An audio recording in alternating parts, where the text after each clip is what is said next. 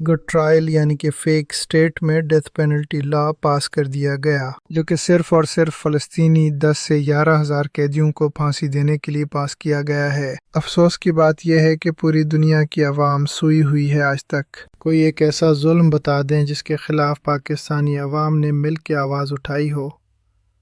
आज तक एक भी नहीं। पाकिस्तान के अगर सोशल मीडिया इन्फ्लुएंसर्स की बात करूं तो यकीन करें इजरायली ब्रांड को प्रमोट करने में लगे हैं। इसराइल के पैसों ने इन तमाम लोगों के मुंह के ऊपर टैपी लगा दी हैं। यूनाइटेड नेशन और इस जैसे तमाम इदारे जो इंसानियत के ठेकेदार बने थे, आज इस पर खामोश हैं। आपको मैं बताता चलूं कि 10,000 से ज़्यादा फ़लस्तीनी जो कि उस वक्त इसराइल की कैद में है, इन तमाम लोगों को सज़ाए मौत दी जाएगी।